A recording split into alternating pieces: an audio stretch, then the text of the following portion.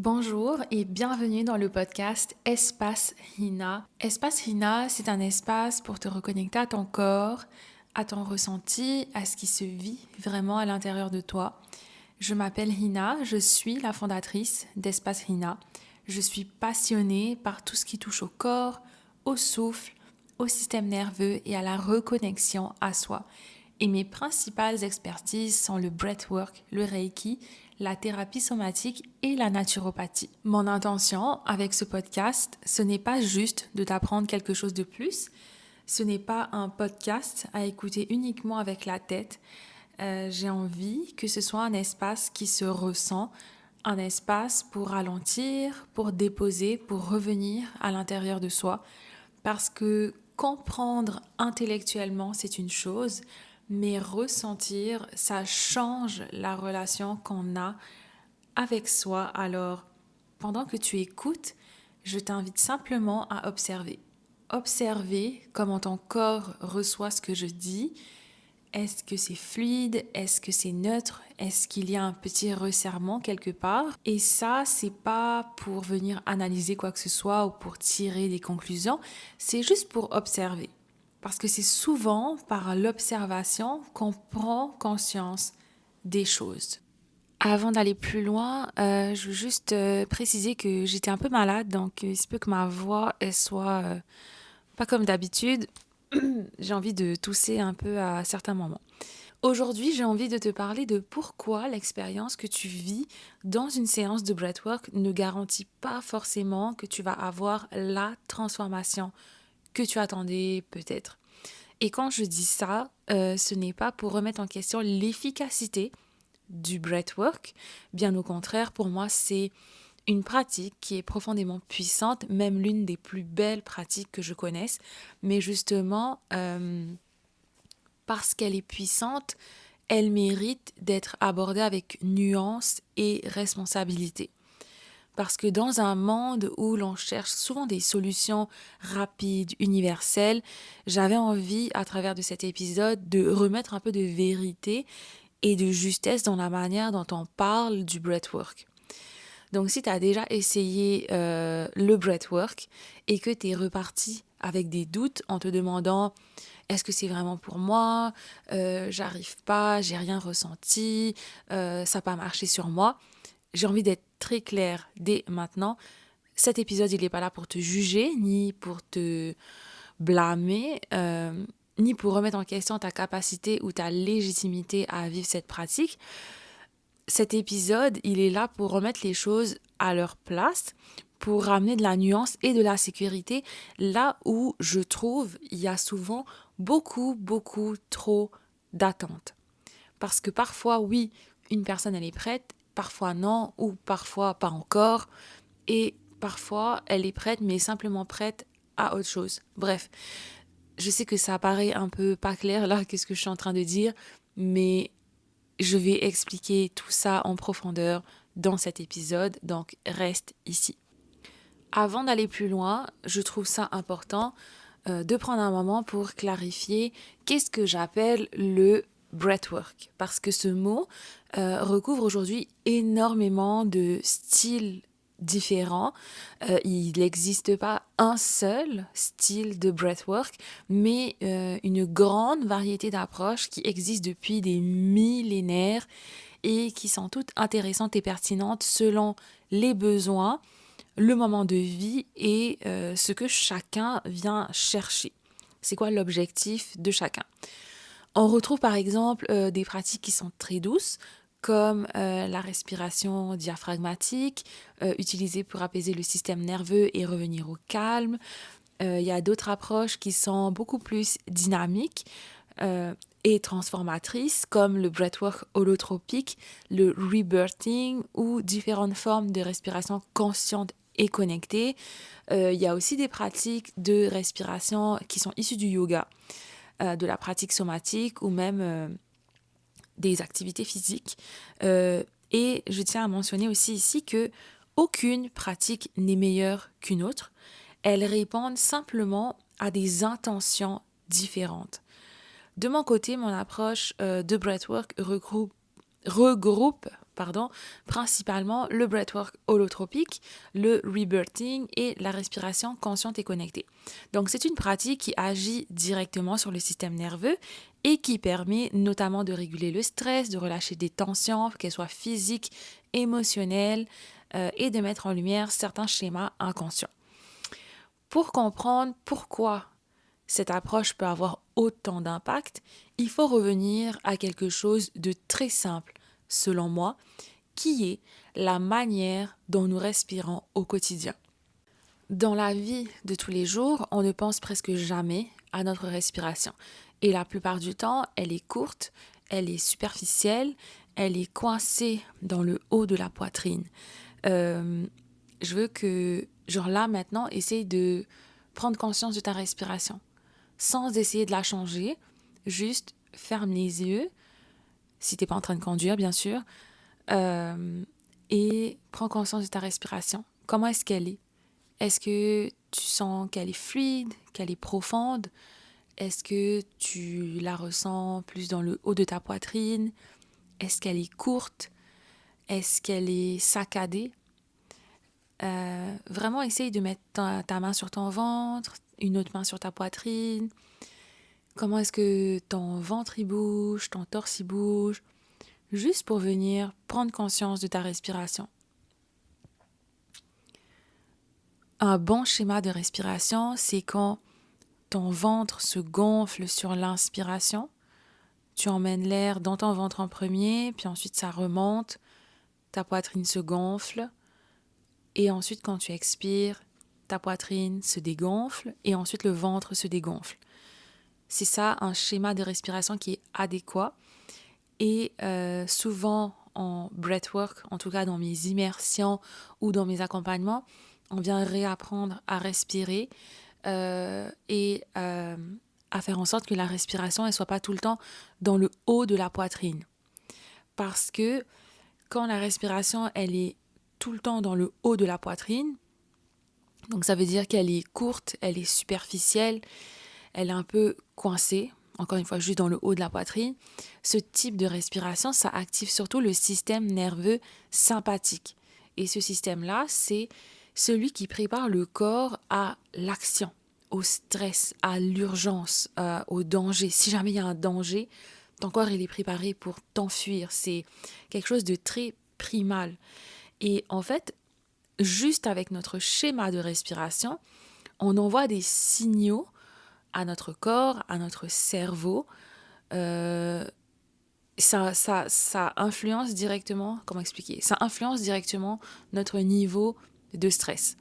Et quand ce mode de respiration, ça devient chronique, ça veut dire, c'est-à-dire qu'on respire juste dans le haut de la poitrine, qu'on a une respiration qui est superficielle, qui n'est pas profonde du tout, eh ben, on peut se sentir tendu, fatigué, progressivement déconnecté de notre corps. On est plus alerte, on est plus stressé. Bref, c'est un petit cours 101 sur la respiration, mais c'est juste pour vous donner un peu l'image. Donc c'est ça, quand on respire vraiment dans le haut de la poitrine, on a une respiration courte, superficielle, etc. On vient activer le mode sympathique de notre système nerveux. Et ça, quand il est tout le temps activé, ben, on est dans un stress qui est constant et qu'avec le temps, ça devient du stress chronique, on a des tensions, etc. À l'inverse, une respiration qui est plus ample, plus profonde, c'est-à-dire une respiration qui est diaphragmatique. Comme je l'ai expliqué, quand vous inspirez, votre ventre se gonfle et ensuite la poitrine se gonfle et à l'expiration, la poitrine se dégonfle et le ventre se dégonfle. C'est une respiration qui est plus lente, plus profonde. Ce type de respiration, ça envoie un message très clair au corps de on peut relâcher, on peut activer le mode calme, etc. Ce type de respiration, ça active le système nerveux parasympathique qui est celui de la récupération, de la régénération du corps, du repos, du calme, etc. Et là, je ne dis pas qu'il faut tout le temps se forcer à faire des longues et profondes respirations. C'est normal que dans ton quotidien, tu ne penses pas toujours à ta respiration et qu'elle est courte plus ou moins à certains moments, etc. Mais le danger, c'est de ne jamais aller dans ce type de respiration hyper profonde. Parce que ça fait en sorte que ça brise jamais le schéma de la respiration qui est courte, coincée dans le haut de la poitrine, et qu'au final, tu es tout le temps en stress constant. En tout cas, l'équilibre entre ces deux systèmes est essentiel en fait, parce qu'on a besoin d'être dans le système sympathique pour agir, passer à l'action, avancer, relever des défis, quand on est au sport, etc., on se dépasse. Mais le problème, c'est qu'une suractivation prolongée, ben ça mène à l'épuisement, ça mène au stress constant. Alors qu'à l'inverse, trop de parasympathique, euh, qui est l'autre partie du système nerveux, ça peut aussi nous plonger dans une forme de lenteur ou de léthargie. Alors, quand ces deux pôles, le système nerveux sympathique et le système nerveux parasympathique, sont en harmonie, on se sent plus présent, plus clair, plus ancré. Et c'est là précisément que le breathwork intervient.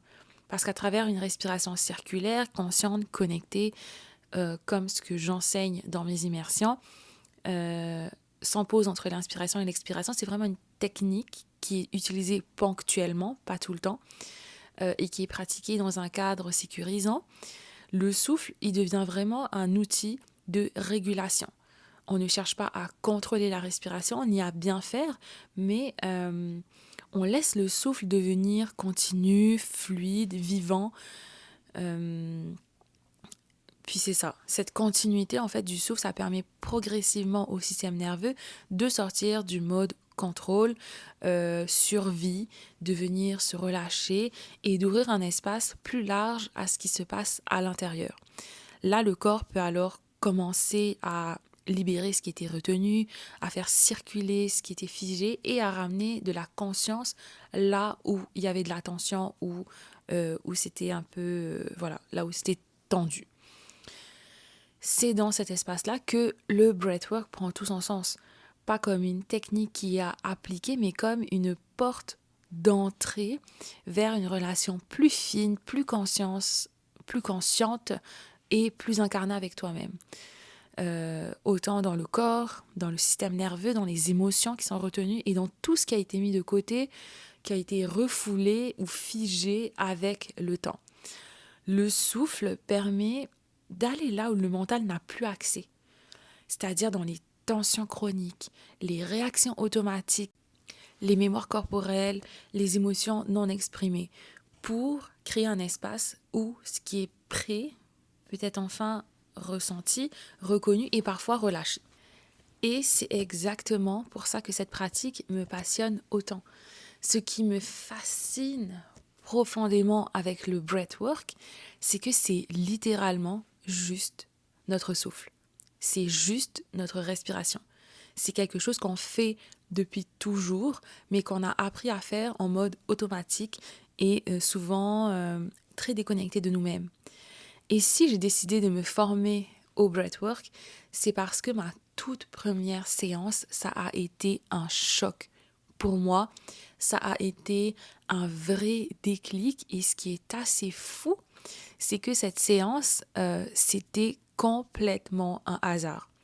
J'étais pas censée assister à cette séance parce qu'en fait, à la base, quand j'avais ma compagnie de pâtisserie santé, on m'avait commandé des pâtisseries pour cet événement et moi, j'étais allée livrer les pâtisseries et bref, la madame qui organisait, elle m'a juste proposé de rester et moi, c'était pas du tout dans mon agenda, je devais retourner travailler, etc.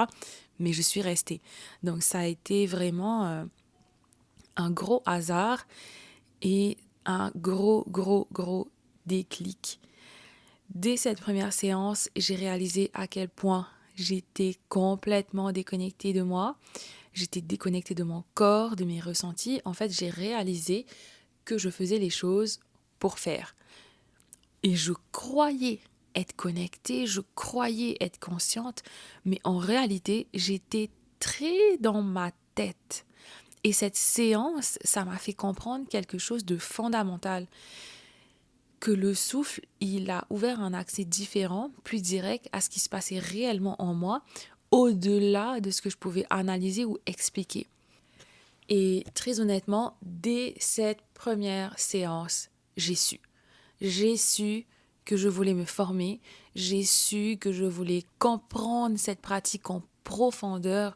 Ça m'avait tellement fasciné de voir qu'est-ce que notre respiration pouvait nous apporter, d'aller à la rencontre du pouvoir de notre respiration en fait.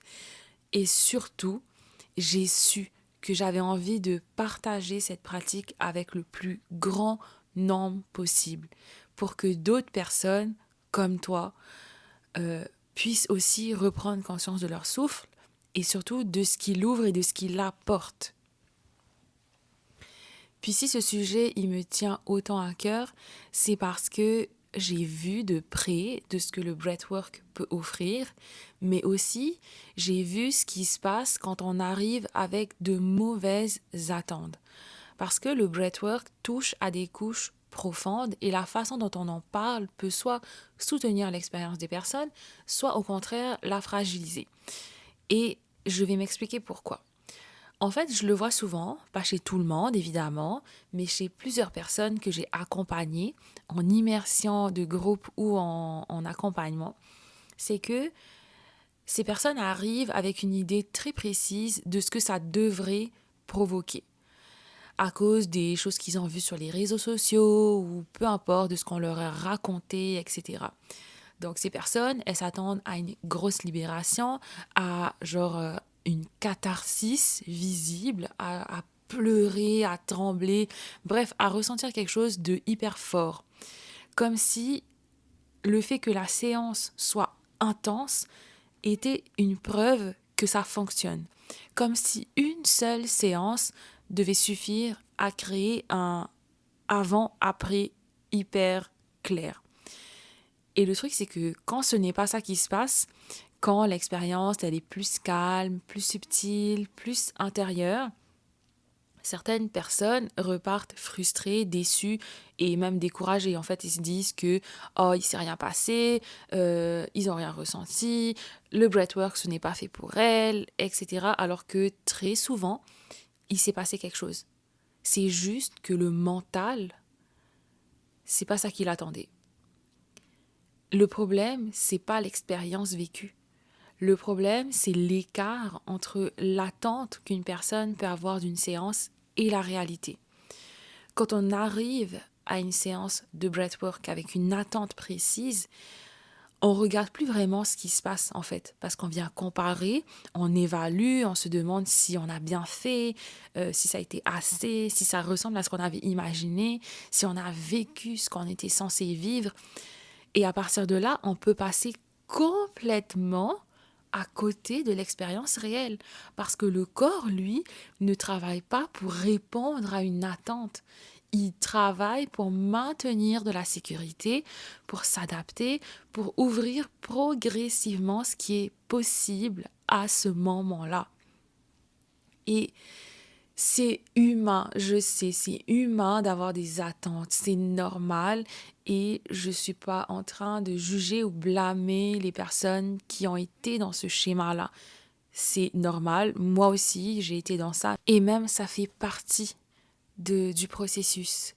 Mais je veux juste un peu démocratiser les croyances qu'on a par rapport à ça euh, parce qu'il y a un réel pouvoir derrière la respiration. Parce que parfois, ce qui l'ouvre, ce n'est pas spectaculaire, mais c'est profondément juste. Parce que quand on confond transformation et intensité, on risque de croire qu'il n'y a rien qui s'est passé, alors qu'il y a quelque chose qui a bel et bien commencé, juste quelque part plus discret, plus lent, qui est moins visible.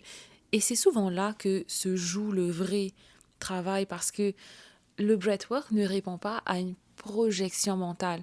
Il ne cherche pas à produire un effet qui est spectaculaire. Il répond à ce que le corps est prêt à ouvrir ici et maintenant. Et ce que le corps ouvre n'est pas toujours visible ou émotionnellement intense. Parfois, c'est juste une sensation dans le corps. Parfois, c'est une zone de ton corps qui se tend. C'est ta respiration qui change par la suite. Parfois, c'est un calme immense ou une impression du vide, comme s'il ne se passait rien du tout. Et le fait qu'il ne se passe rien, entre guillemets, ça peut aussi être un signal qui est important. Ça peut être ton système nerveux qui est là et qui observe, qui regarde si c'est suffisamment sécuritaire pour peut-être aller plus loin, aller libérer plus loin. Parfois, c'est de la résistance. C'est ton mental qui tourne en boucle et qui te fait 10 000 commentaires. Pourquoi tu fais ça? Qu'est-ce qu'on fait? Etc. J'arrive pas, c'est difficile. Parfois, c'est le corps qui veut arrêter. Tu t'endors. Ou c'est ton mental qui veut contrôler, qui veut comprendre l'expérience, qui veut bien faire, qui se donne à 10 000% pour respirer, respirer, respirer. Et ça aussi, tout ça, c'est précieux. Parce que le breathwork, ça met en lumière des mécanismes qu'on utilise souvent dans notre vie de tous les jours. Retenir, résister, anticiper, se couper de ce qu'on ressent, vouloir réussir l'expérience au lieu de la vivre pleinement. Et même parfois, c'est pas une émotion forte qui va émerger, mais c'est une prise de conscience, une phrase qui va remonter, un souvenir que tu vas avoir de quelque chose qui s'est passé ou de quelqu'un qui t'a dit une phrase il y a hyper longtemps. Parfois, tu vas ressentir un truc quelques jours après, des semaines après. Et ce qui se passe, en fait, peu importe ce qui se passe, ça peut tout aussi être parlant. Que ce soit de la fatigue, de l'hypersensibilité, des rêves que tu vas avoir, de l'agitation ou au contraire plus de clarté. Le corps enclenche toujours quelque chose. Et tout ça, ça compte. Parce que je sais qu'on vit dans une culture qui valorise la rapidité, il faut que ce soit visible, etc. Mais le système nerveux, il fonctionne autrement. Il avance par étapes, par sécurité, par ajustements successifs. Donc vouloir forcer une transformation pour vivre quelque chose à tout prix, ça peut parfois aller à l'encontre de ce que le corps essaye de faire, qui est de se sentir assez en sécurité pour s'ouvrir.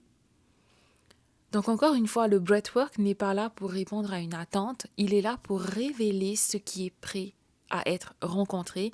Et ça demande surtout et avant tout de la présence, de l'écoute et beaucoup de patience. Et c'est exactement là qu'il y a quelque chose d'essentiel qui se joue. Parce que si le breathwork il ne répond pas à une attente, s'il ne cherche pas à produire un résultat précis, alors il faut peut-être revoir la place qu'on lui donne dans un processus de transformation. On a tendance à vouloir faire du breathwork la transformation en soi. Et encore une fois, c'est normal parce que je pense il y a beaucoup de choses qui sont véhiculées sur les réseaux sociaux qui nous font avoir ces attentes-là. Comme si la séance devait porter à elle seule tout le changement.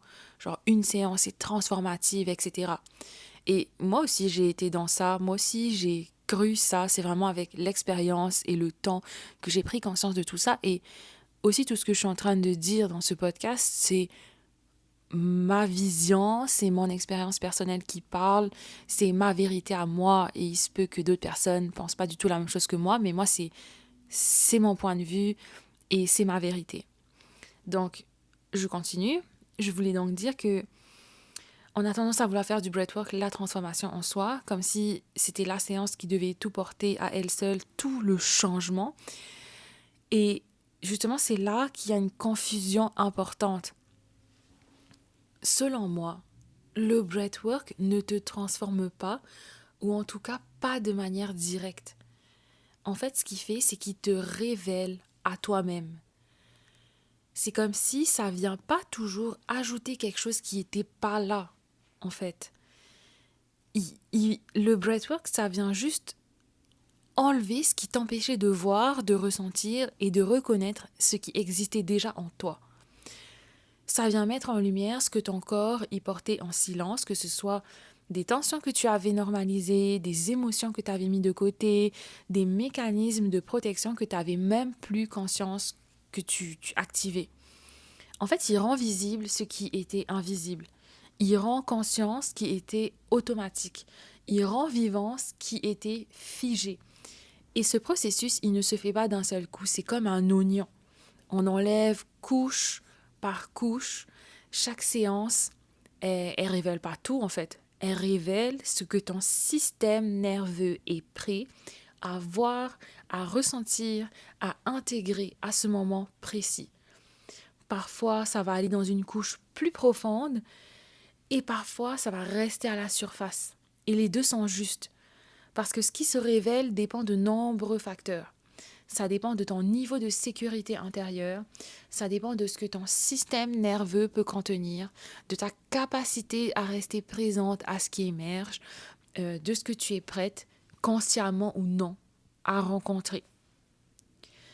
Et on va en parler plus en profondeur dans quelques minutes. Mais donc oui, parfois ça sera clair et immédiat, parfois ça sera diffus, confus, et parfois ça sera inconfortable et même imperceptible. Mais ce n'est jamais vide de sens. Le breathwork, il vient ouvrir une porte, mais c'est pas la porte qui te transforme. C'est ce que tu choisis, toi, de faire après l'avoir franchie. Parce qu'une fois que cette porte, elle est ouverte, il y a une autre question qui se pose. Qu'est-ce que tu fais de ce que tu as vu, de ce que tu as ressenti dans ta séance? Et c'est là la confusion. Parce qu'il y a beaucoup de personnes qui cherchent la transformation pendant la séance, alors que tout se joue surtout après. Ça se joue dans l'intégration. Et l'intégration, c'est pas quelque chose qui est flou ou spirituel, c'est quelque chose qui est hyper concret en fait. C'est observer ce qui a émergé, c'est reconnaître ce que ça dit de toi, c'est remarquer où est-ce que ça se manifeste dans ta vie quotidienne. Parfois, l'intégration, ça ressemble à des choix qui sont très simples, mais profondément différents de ce que tu aurais fait avant. Ça peut ressembler à poser une limite que tu ressentais depuis longtemps, mais que tu n'osais pas exprimer. Ça peut ressembler à, pour une fois, dire non sans te justifier. À ne plus dire oui automatiquement pour être aimé, pour être accepté, pour éviter un conflit. Parfois, c'est arrêter de te forcer, arrêter de rester dans une situation où ton corps, il se contracte, même si en soi, tout semble parfait. C'est reconnaître que ton corps, il sait avant ta tête. Et si au fond de toi, tu sens que tu n'as pas envie d'aller, ben juste va pas et pour une fois, respecte-toi. C'est commencer à faire confiance à ton corps. Et parfois, c'est aussi faire une action que tu repoussais depuis longtemps. Envoie ce message. Prends cette décision. Dis ce que tu ressens vraiment. Choisis ce qui est juste pour toi et ta santé. Même si une partie de toi a peur de déplaire, de perdre quelqu'un, de perdre quelque chose ou de sortir de ce qui est familier. Et parfois, c'est encore plus subtil. C'est juste respirer différemment dans un moment de stress. Au lieu de peut-être ton cœur s'accélère, c'est juste ok, tu es là, tu es calme. Tu as le contrôle sur comment tu réagis à la situation, au lieu de te contracter automatiquement. Parfois, c'est remarquer que ton corps il est en train de se fermer et au contraire, choisir de rester présente. Non, dans cette situation, je me sens inconfortable, mais c'est ok. Je choisis de rester présente dans mon corps et de pas partir dans ma tête et mes pensées en mode overthinking. Et c'est aussi parfois sentir une émotion qui monte et ne plus chercher à la refouler ou à la contrôler ou à l'éviter. C'est rester présent avec l'émotion. Ressentir qu'est-ce qui est vraiment là. L'intégration, c'est quand ce que tu as ressenti pendant la séance, ça commence à exister dans ta vie réelle. Ça commence à exister dans tes choix, dans tes réactions, dans tes actions, dans la façon dont tu te traites au quotidien. Parce que sans intégration, même une séance très intense peut rester une expérience isolée. Tu peux vivre une libération forte, ressentir énormément de choses sur le moment, pleurer, trembler, avoir l'impression que quelque chose s'est ouvert, mais s'il n'y a rien qui change ensuite dans ta manière de vivre dans ta manière de te respecter, de t'écouter, alors cette ouverture, elle va juste se refermer, pardon. Ton système nerveux va revenir à ce qu'il connaît. Et ça, c'est pas parce que la séance, elle a servi à rien, mais parce que le changement n'a pas été soutenu dans ta réalité, dans ta vie quotidienne. Parce que c'est ça qui est important. Ce qui est important, c'est comment ce que tu as vécu, les prises de conscience que tu as eues peut-être, ça t'amène à faire des choix différents pour toi dans ta vie quotidienne. Le système nerveux, il change par répétition, par cohérence et par sécurité. Ça change pas parce qu'il y a eu un moment intense et transformateur et t'as pleuré, t'as crié, etc., t'as libéré. Et oui, c'est important. Oui, c'est important de libérer. Et oui, c'est incroyable que ton corps ait pu te permettre peut-être dans une séance ou dans tes prochaines séances de libérer. Mais c'est pas seulement ça qui compte. Et c'est pas ça qui rend une séance hyper transformative. Et à l'inverse, avec de l'intégration, même une expérience qui est très subtile, ça peut devenir profondément transformatrice. Que ça soit une petite sensation, un inconfort qui t'a juste fait prendre conscience que, peut-être que je devrais arrêter de faire ça. Et à partir de là, tu commences à faire des choix différents. Tu te respectes un peu plus, tu t'écoutes un peu plus, tu te choisis. Là où avant, peut-être que tu t'abandonnais complètement. Et c'est cette accumulation de micro-choix répétés avec le temps qui transforme réellement ta relation à toi-même. Alors encore une fois, et je sais que je l'ai sûrement répété plein de fois, mais c'était vraiment l'objet de cet épisode, je voulais un peu démocratiser ça, changer les croyances et les attentes qu'on peut avoir par rapport à une séance de breathwork. La transformation ne se fait pas uniquement dans ce que tu ressens pendant une séance. Elle se fait dans ce que tu incarnes après. Et c'est là que ça rejoint un point fondamental, parce que pour pouvoir intégrer, encore faut-il comprendre une chose essentielle. Le breathwork ne répond pas à ce que ton mental veut vivre. Il répond à ce que ton système nerveux est prêt à rencontrer maintenant. Et ça change absolument tout. Disons que le mental, il arrive avec une intention, avec des attentes. Il veut comprendre, il veut vivre quelque chose, il veut sentir quelque chose qui bouge. En fait, il veut une preuve tangible. Il veut une libération, un avant-après qui est clair. Et ce désir, il est profondément humain. Il vient souvent d'un endroit qui est sincère, un endroit en toi qui veut aller mieux et qui veut libérer, etc. Mais le système nerveux, il ne fonctionne pas avec des objectifs. Il fonctionne avec la sécurité. À chaque instant, sans que tu t'en rendes compte, ton système nerveux, il observe, il ressent, il évalue. Il pose une seule question. Ok, est-ce que c'est sécuritaire pour moi de relâcher là, maintenant? Parce que pour ton système nerveux, relâcher, ça veut dire baisser les armes, baisser les protections. Ça veut dire arrêter de retenir. Ça veut dire laisser circuler ce qui était figé.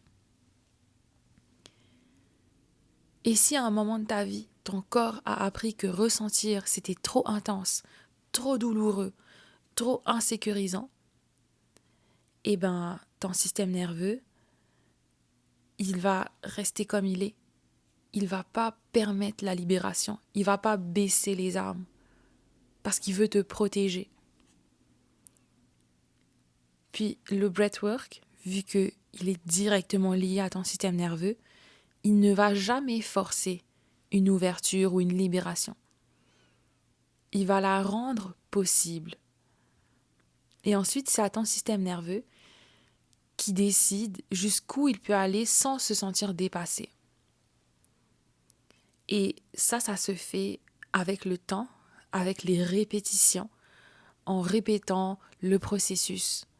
C'est pour ça que je dis toujours, il faut être patient. C'est un cheminement.